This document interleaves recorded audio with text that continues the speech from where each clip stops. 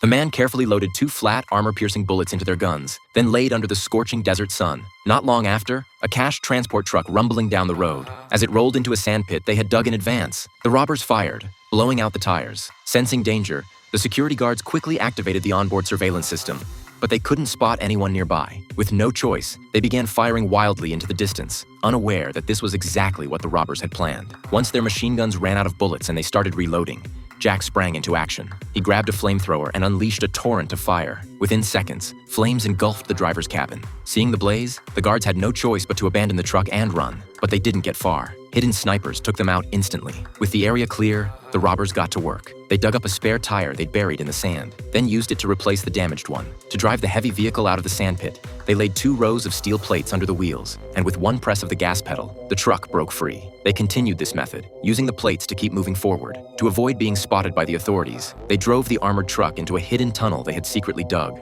Everything seemed to be going according to plan, until they tried to open the rear door of the truck and discovered it could only be unlocked from the inside. They forgot that there will be other guards in the cabin that were still alive inside. Thinking fast, the robbers pumped poisonous gas into the truck to force them out. Inside, the guards were choking. One of them quickly put on a gas mask, but there was only one. The other guard tried to resist using a wet towel. Running out of options, one of the guards contacted the robbers via radio. He promised to open the rear door if they guaranteed their safety. Surprisingly, Jack agreed without hesitation, but it was a trap. While keeping the guards distracted, he instructed his men to hide above the tunnel on the scaffolding, ready to ambush. Unaware, the guard unlocked the rear door, only to be riddled with bullets the moment it opened. In his final moments, he managed to drag one of the attackers down with him. The last remaining guard realized they'd been tricked and quickly shut the door again, knowing there was no way the guard would open it willingly now. The robbers switched tactics. They grabbed a high-powered blowtorch and began burning through the truck's thick steel. Even with the full max volume of the flame, it took hours to melt just a small hole. Just as frustration began to set in, the sound of helicopters roared overhead. The police had found them. Panic spread through the group. Tensions rose.